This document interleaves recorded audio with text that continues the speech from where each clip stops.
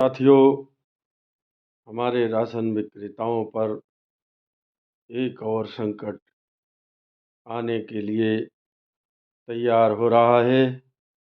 लेकिन राशन विक्रेता भाई कुंभकर्णी नींद में सोए हुए हैं और जो जागे हुए हैं वह संगठन का खेल खेल रहे हैं।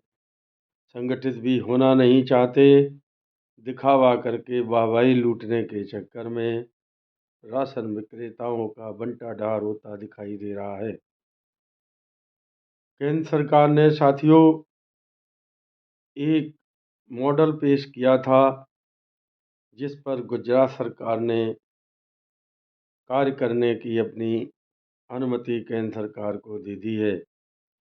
वह मॉडल यदि गुजरात में लागू हो गया तो पूरे देश में राशन विक्रेताओं के लिए वह मॉडल लागू किया जाएगा। जो मॉडल गुजरात ने स्वीकार किया है, उस मॉडल के अनुसार जितने भी राशन कार्ड धारक हैं प्रदेश भर में, उन्हें एक निश्चित बैंक से टोकन प्राप्त होगा। उस टोकन को लेकर वह किसी भी राशन की दुकान पर जाकर अपना राशन प्राप्त कर सकेंगे। राशन विक्रेताओं को राशन खुले बाजार के रेट पर मिलेगा और राशन कार्ड धारकों को भी उसी कार्ड के माध्यम से खुले बाजार रेट पर ही राशन की दुकानों से उपलब्ध होगा। इसके बाद जो सरकार डिफरेंट कर रही है, दे रही है सब्सिडी, उस सब्सिडी को राशन कार्ड धारकों के खातों में सीधा भेजा जाएगा। जब भी वह उस टोकन से राशन लेंगे तभी वह पैसा उनके खातों में जाएगा, अन्यथा वह पैसा उनके खातों में नहीं जाएगा। इसके लिए राजस्थान की एक सर्वव्यापी बैंक को अधिकृत किया गया है। संभवतः प्रक्रिया भी संपूर्ण शुरू कर दी गई है।